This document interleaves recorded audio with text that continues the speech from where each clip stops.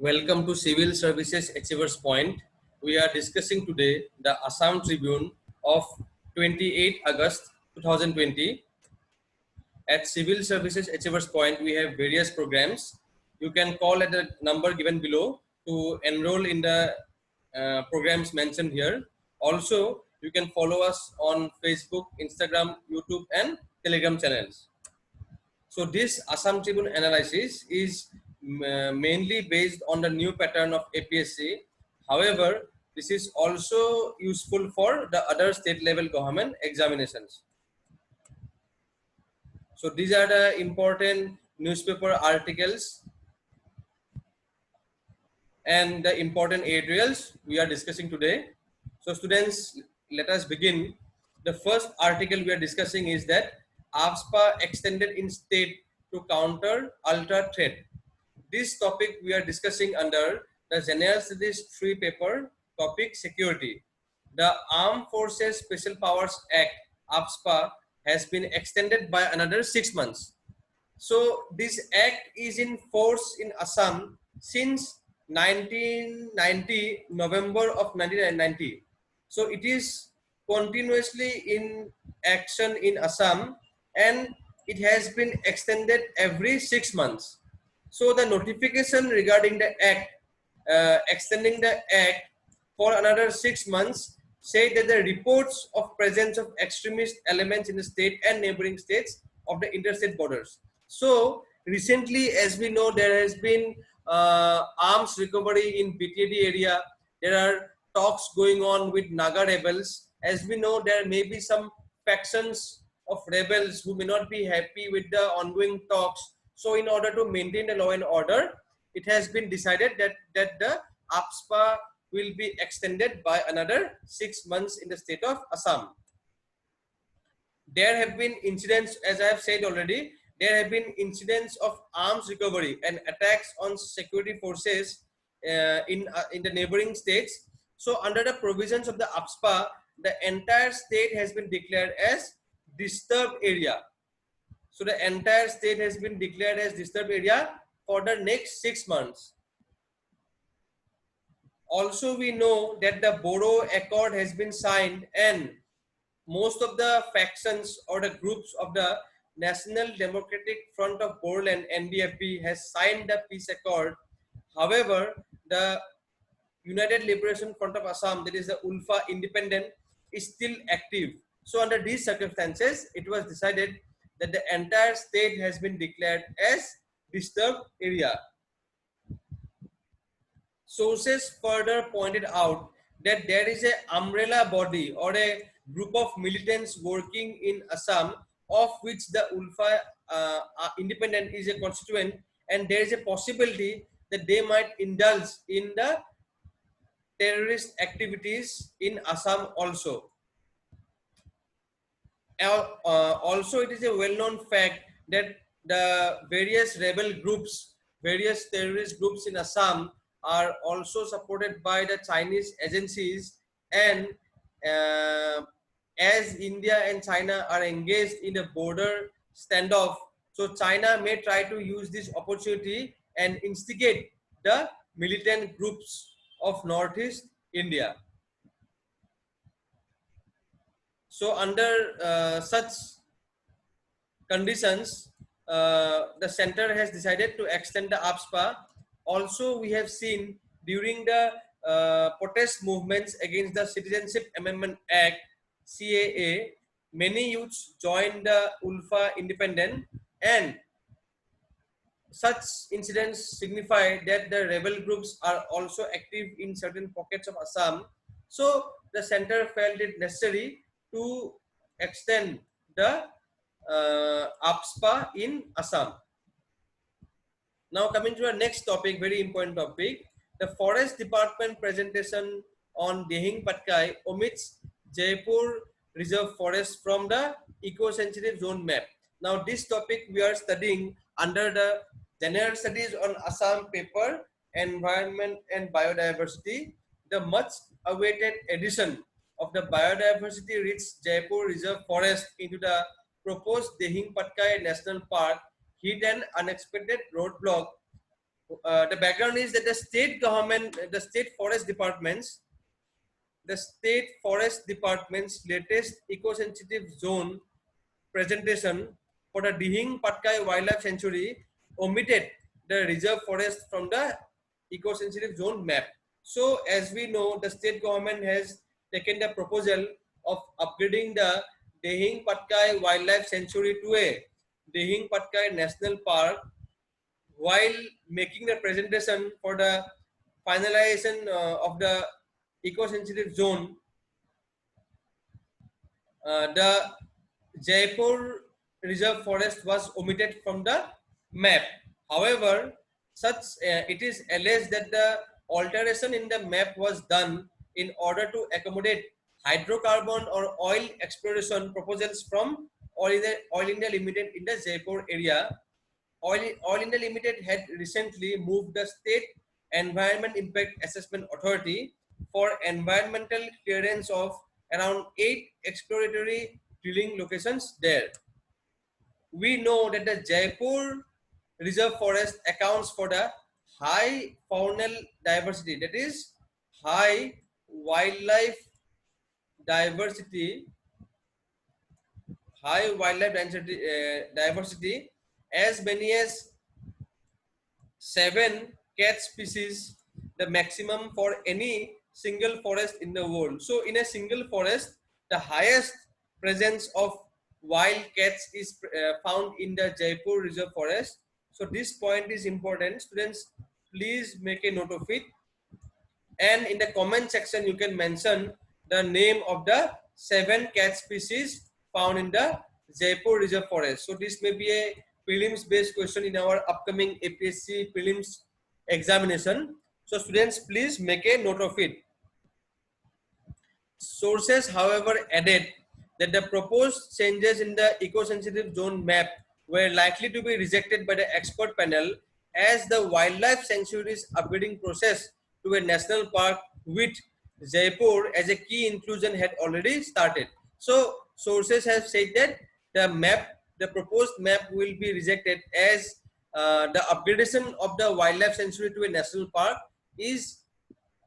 will be done together with the Jaipur Reserve Forest.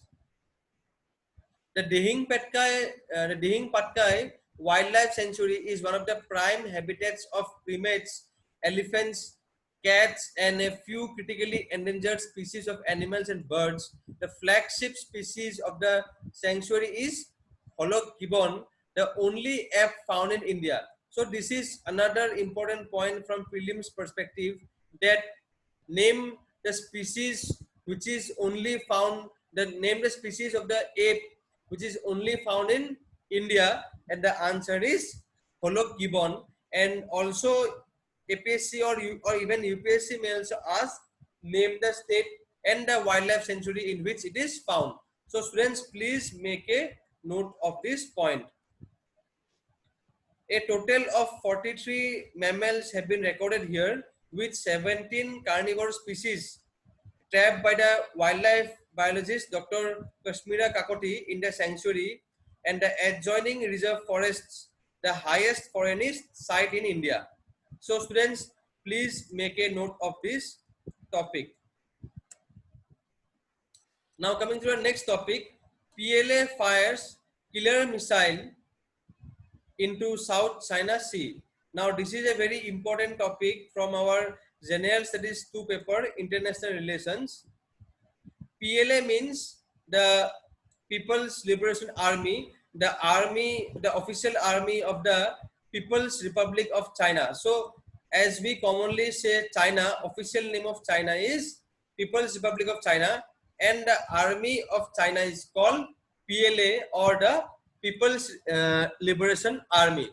So the background is, for the first time, China has fired its aircraft carrier killer missile into the South China Sea as part of the naval drills carried out by the military in the disputed region amid aerial reconnaissance by US spy planes. So China has fired its aircraft carrier killer missile into the South China Sea as a part of a naval drill in the disputed region amidst the aerial reconnaissance activity by the US spy planes. China is engaged in hotly contested territorial disputes in the South and East China Seas.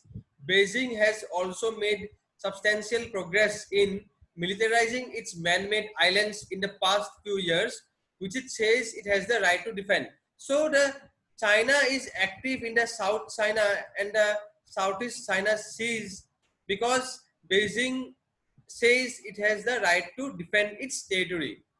The claims, now this point is very important from our mains and interview and also from prelims perspective, that Beijing claims sovereignty over all of the South China Sea.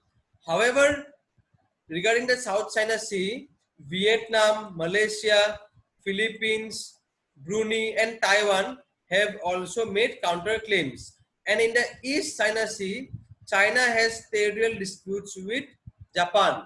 Now, why, one question comes to our mind, that why the South China Sea, sorry, the South China Sea and the East China Sea are stated to be rich in minerals, oil and natural resources, and they are also vital to global trade. So these are the reasons why the South China Sea and the East China Sea are highly disputed, and multiple countries claim lordship over these lands.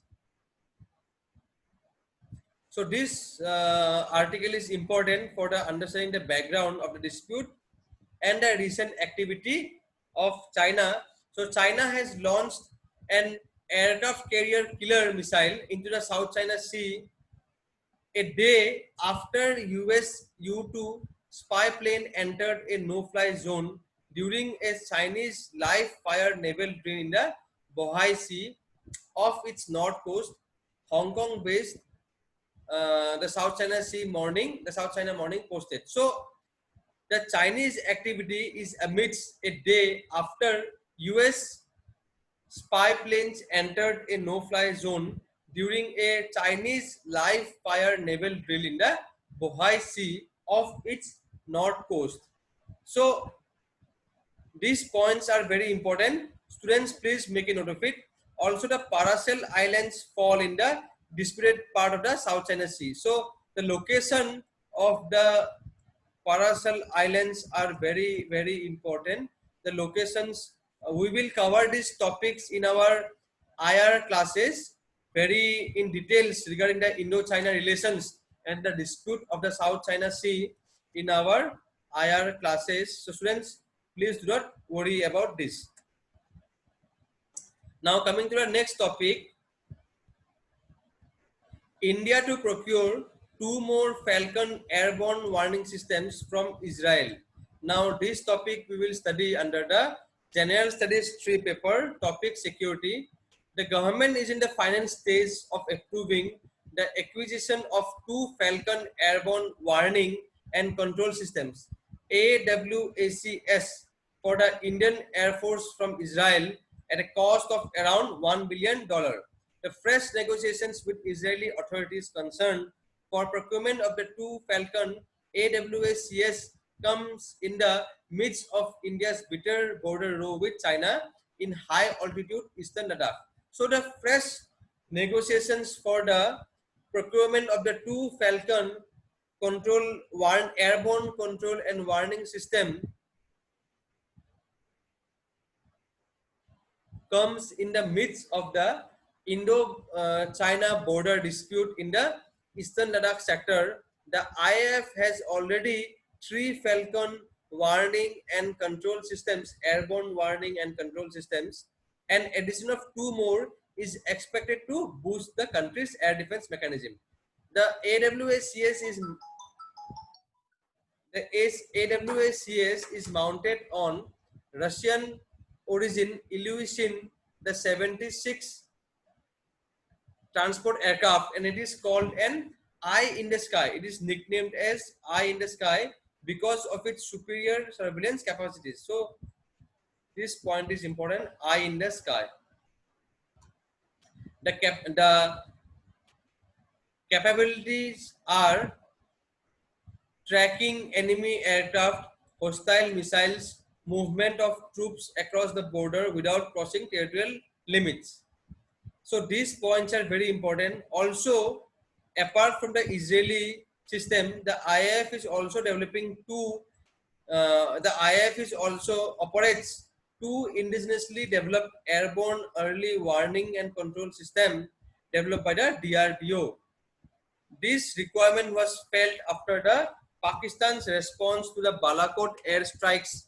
The IAF conveyed to the government the need for speeding up procurement of two more Falcon Air AWACS to plug the gaps in the air defense mechanism. So this topic is very important.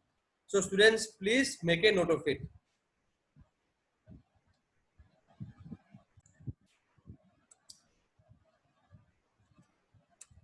Also, India has substantially increased its air defense mechanism. So, in 2018, India had signed a $5 billion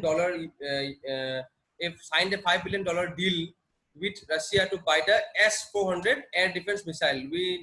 It was in the news because the USA had objected to it of India buying the US defense mechanisms. So India has substantially increased its defense mechanism because India faces threat on the western side. India has Pakistan on the eastern side. On the northern eastern side, it has the China, and the entire Indian Ocean is there to protect. So the air support is required for both the army and the navy also. So India has substantially improved its air defense mechanism. Now coming to our next topic, Goyal launches national GIS-based land bank system. So it is a resource mapping system. This topic we will study under the General Studies 3 paper, Economic Development topic. Commerce and Industry Minister launched the national GIS-enabled land bank system, which will help investors to get real-time information about the availability of industrial land and resources. Launching the system, the minister further expressed his confidence that other states or union territories will be onboarded by December 2020, as the project has been launched for 6 states. So currently it is launched for 6 states. However, by December this year, it will be launched for all India. The system is being developed by integrating the Industrial Information System IIS with state GIS, that is Geographic Information System. This is a prototype only and will be developed further with inputs from states to make it an effective and transparent mechanism for land identification as well as procurement. The IIS portal is a GIS enabled database of industrial areas or clusters across the states. So further, the minister has called upon the states to collectively work in the spirit of Team India to enhance industrial activity in the country and attract investment. He also said that in countries where Indian companies face restrictive trade practices, the reciprocity clause may be invoked. So what is this line means? That in countries where Indian companies face high tariffs, or there are certain taxes, or there are certain rules and regulations or licenses for exporting Indian goods. So same practices may also be followed for the companies of those countries. So this is what is meant by reciprocity clause. The minister stressed on developing a single window system which could be a one-stop digital platform to obtain all requisite clearances, both central and state, required to start business operations in India. So this is in line with the ease of doing business. So as we know, in order to facilitate ease of doing business, single clearance is a initiative taken by various government departments. Single clearance approval, so as to increase the business operations, or so as to incentivize business operations in India.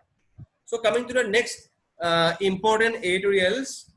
The first editorial we are discussing is the in this editorial we are discussing the steps needed to be taken for the reviving of the economy, and this topic we are discussing under General Studies 3 paper, topic economic development. With the economy at doldrums post COVID-19, the entire country is now groping for a quick solution to ease things for the masses and give some much needed push to the economy. So now, as there is a unlock phase is going on, so now how to open up the economy and start the various activities so as to improve the growth prospect and development of the country. This is going to be a tough to state the obvious, because many have lost their means to livelihood, and the intended healing touch will be slow to materialize. So the process will be slow. Various sectors comprising a wide spectrum of the economy have been hit hard, and a revival will entail meticulous planning and execution. So various sectors have been hit hard, and a revival of these sectors will need very detailed planning and execution of those plans. The first and foremost thing to do under the circumstances is to allow the different economic activities to operate as before. So unlock phase has already begun, and the allowing of economic activities should also be done in phased manner, and this will have a positive impact on the entire chain of production, supply and distribution. The center has already announced a big stimulus package, and it needs to be ensured that the intended beneficiaries gain from it. So the center has already announced and released the stimulus package under the Atmanirbhar Bharat program. So, and such packages should be ensured that such packages benefits the intended beneficiaries. And our focus should now be shift from the short-term economic benefit to the affected and encompass a broader spectrum of issues concerning revival of economy in general, with due emphasis on the specific. So apart from the short-term benefits, short-term economic benefits, we should also look ahead to the broader spectrum of issues concerning the revival of the economy. As the pandemic has dealt a body blow to the goods achieved through the over the recent decades, this has created a resource crunch, even as we will be needing more investments in social and economic infrastructure. So as this lockdown and the COVID-19 pandemic has impacted the investment scenario, so more and more investments will be required in key social and economic infrastructure. Now, what are the key social and economic infrastructures? The social infrastructures are the health, the education, the proper sanitation, etc. are the social infrastructures, and the economic infrastructures are the road, transport, the various bridges. Okay, so these are the economic infrastructures. So we will need investments in both social and economic infrastructure. And given India's diversity in different spheres, including geoclimatical and livelihood wise, a one formula fits all approach may not be provide meaningful approaches. So meaningful solutions. So as India is diverse geographically and also various sectorally, one formula fits all approach may not provide meaningful solution. So for example, the Northeast India having so many differences, so specific planning should be taken for the peculiarities of the economic slowdown suffered by the specifically say Northeast people or Northeast sector, economic sector. So any strategy which is being framed for the economy must be taken consideration the agri and allied sector. So we need the geographical, as you know that India is geographically diverse and sectorial diverse. Like for the agri and the allied sector should be the top priority. The MSME should be a top priority, and the unemployment has risen in the wake of the pandemic, and lakhs of returned migrants have added to it. So the MSME sector, the agri and allied sector needs the topmost focus. Also, along with this, special intervention and promoting self-entrepreneurship and skill development should be central to any strategy to bail out the foreign economy. So along with these steps, self-entrepreneurship and skill development should be the central to any strategy taken by the government. So as we know, we have already covered this topic, this issue that the MSME sector requires the MSME requires the boost from government. So for the final students, this is how the conclusion to the essays are done.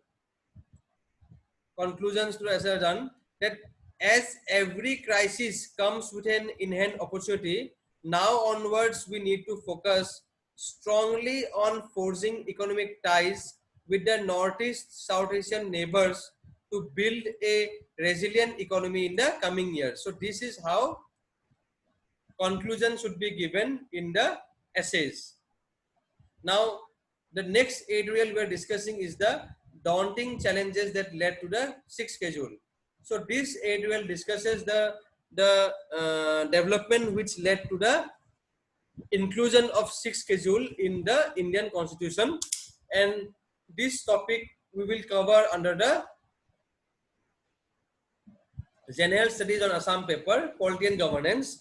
Also, this will also be this also can be studied under the General Studies 2 paper, topic Polity and Governance. Now here a brief account has been given about our first Chief Minister of Assam in the independent India, Lokopriyo Gopinath Bordoloi. So here it is mentioned that in 1921, Gopinath Bordoloi abandoned his practice of law and jumped into the non-cooperation movement that had spread throughout the country under the inspiring leadership of Mahatma Gandhi. In 1922, along with a considerable number of distinguished leaders and workers of Congress, the police arrested Bordoloi as well and was sent to jail. So he was jailed in 1922. On release from jail, Bordoloi resumed his practice as an advocate.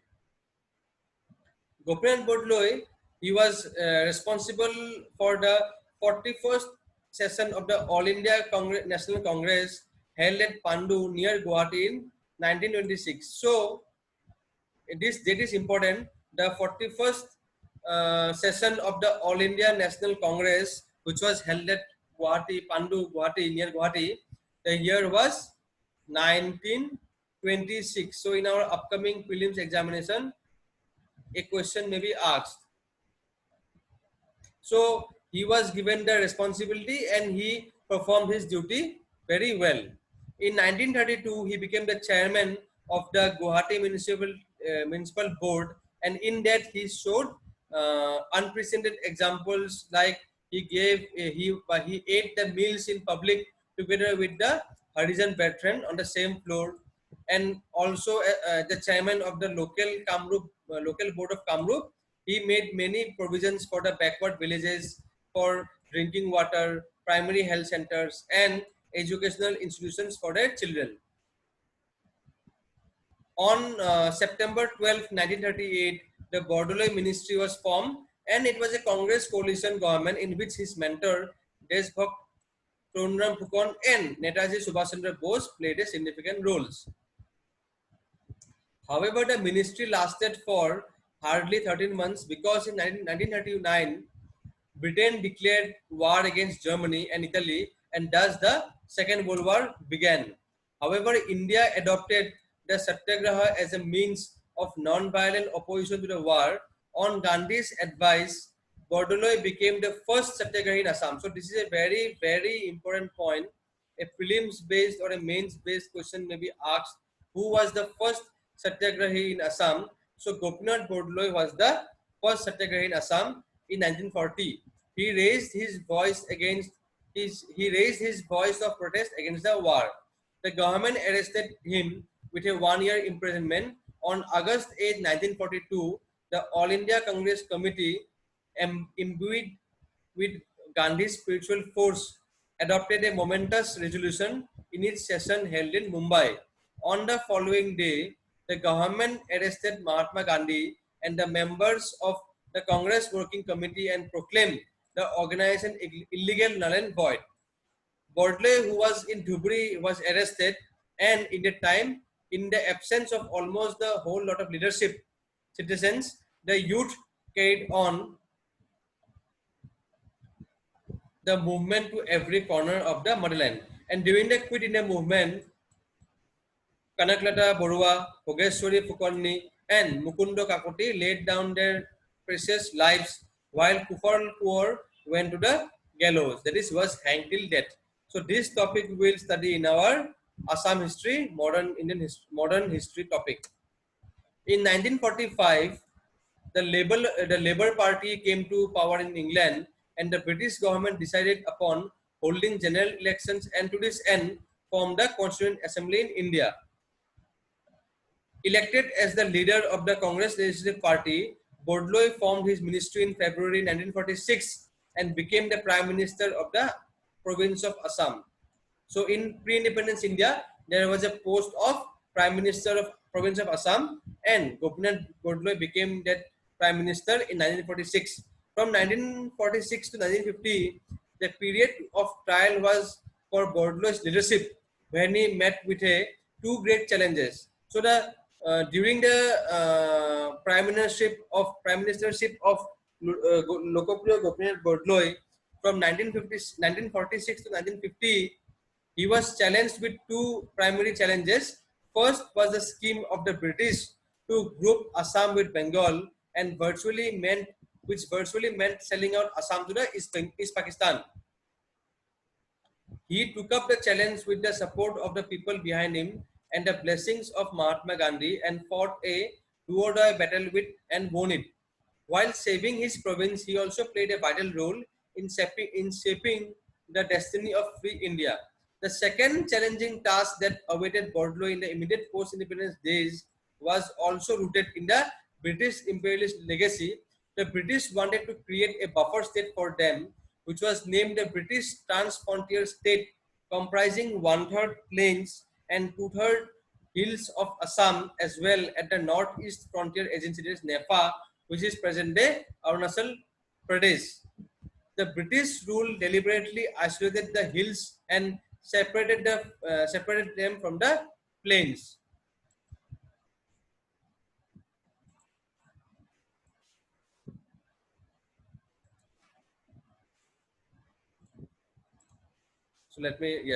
So the British followed the divided rule and deliberately isolated the hills and separated them from the plains. When Baudelaire had undertaken the task of integrating the hill on the foundation of democracy and freedom, he had not only to confront the British imperialist legacy, but also to cross the hurdles of opposition from the conservative sections of the Congress colleagues. This point is important, students. This is important from prelims and prelims perspective. When the Constituent Assembly took up the question of integration of hills in the rest of India, it had to deal with the hostile British imperialism. So Gopinath Baudelaire, with his vision of a united Assam of hills and plains on the foundation of the freedom and extended democracy. In this context, his articles, "Our Hills, Brethren of Assam," written while he was in Jorhat jail during 1941-42, is noteworthy. So this is important. A prelims-based questions may be asked. The Constituent Assembly constituted a Northeast Frontier Assam and Excluded Areas Subcommittee under B.N. Rao, with Baudelaire as its chairman and guide. So this point is important from our prelims perspective. The committee was entrusted with the task of recommending a scheme of political and administrative reforms for the hill tribes to be incorporated in the constitution. Baudelaire's advocacy of a system for a full-fledged self-governance to the hill districts is a positive expression of goodwill and love.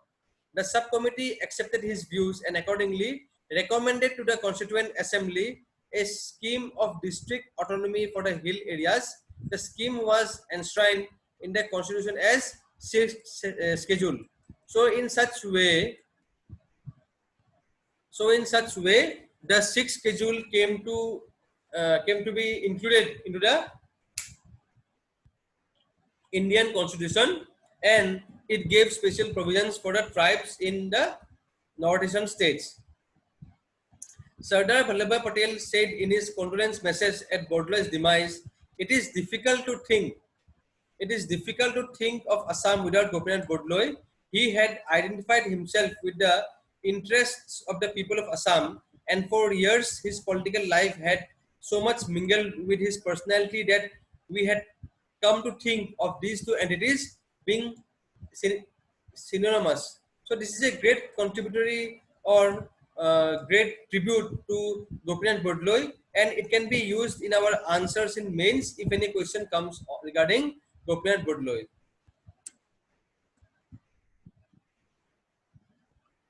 Now coming to the next editorial, Rajapaksa rule in Sri Lanka. Now this topic we are studying under the General Studies 2 International Relations topic. So we know the latest parliamentary election has completed in Sri Lanka, and the Rajapaksa family rule over the archipelago. It is the Sri Lankan island, and a definite win for Mahinda Rajapaksa, the current prime minister, and his party, the Sri Lankan Padujana Peramuna SLPP, was even foretold. So the constant bickering and wrangling that badly affected the previous coalition government of President Maithripala Sirisena and Prime Minister Ranil Wickremesinghe indeed largely cleared the way towards the solid political fortunes for the Rajapaksa clan. So we have observed that in a historic win, the SLPP party won the 145 seats in the 225 member legislative assembly. So the party has a majority in the parliament. The Sri Lanka became now it's a brief about the country. Sri Lanka became an independent nation in 1948, after almost 150 years of British colonial rule. Earlier, the country was referred to as Taprobane by the ancient Greek geographers, Serendip by the Arabs, and Ceylon by the British. But in 1971, the country was officially declared as Sri Lanka. Known today as the Democratic Socialist Republic of Sri Lanka, the MPs of its parliament, Parliamentua in the Sinhalese language, are elected by a process of proportional representation for 5 years. However, the president has the power to summon, suspend, prorogue, or terminate a legislative session and to dissolve the parliament. So, this editorial discusses how the Rajapaksa family holds the key positions in the new government form. Here it is a brief given that regarding the Mahinda Rajapaksa. So Mahinda Rajapaksa was one who was once hailed as the hero for crushing the LTT or the Liberation Tigers of Tamil Eelam in 2009, along with his brother and current president Gotabaya Rajapaksa, to show the nation a new road to stability and strength. First, the 19th constitutional amendment passed by the UNP government in 2015 had curtailed the arbitrary powers of the president, and the promise of good governance committed by the Sirisena Wickremesinghe government had largely fallen flat in their 4.5 years rule. Most probably the new government would be soon restoring the powers of the president. The two main post-independence of the parties, the UNP and the SLFP, have been completely rooted out, and most importantly, Wickremesinghe has lost his own seat and his party UNP has only one seat. So this is showing that the other parties have performed very poorly. So this editorial discusses that the Tamil leaders in the Sri Lanka must note that it is high time they deliver economic goods to the brethren instead of restoring to only majority bashing. Now there is a global trend from America, Austria, Hungary, Russia, Belarus, Brazil to China, that the rise of illiberal order or authoritarian government or dictatorship government, Russia and China are purely two different authoritarian systems accompanied by a disguised form of market socialism. So the author asks, is Sri Lanka heading towards the same path? So an all-powerful Rajapaksa clan and its heir must see to it that all ethnic minorities enjoy equal rights to public facilities, representation and work towards country. The Tamil minorities in the northeast have been fighting with the Sinhalese majority for long. However, the bloodiest saga of Tamil extremism continued for nearly 3 decades under the leadership of Prabhakaran until it was rooted out in 2009. In this long civil war, the Tamils have been gradually developed a feeling of alienation and a sense of deep insecurity. So the Tamils have a feeling of alienation and a deep sense of insecurity, and this division between the majority Sinhalese and the minority Tamils continues till date. Though the LTT terror has been eliminated almost a decade ago, yet the major grievances of the Tamils in the northeast have been yet to be addressed. On the other hand, the devastating Easter Sunday bombings, the Muslims in the Sri Lanka are facing wrath from the radical Buddhist Sinhalese groups. The need of the hour is to restore a balance between the competing claims of the majority and the minorities, while the changing constitution and unraveling democratic safeguards. So with this, we come to an end to our this Assam Tribune editorial and the news discussion. I hope it was very fruitful. Thank you for watching this class. Thank you.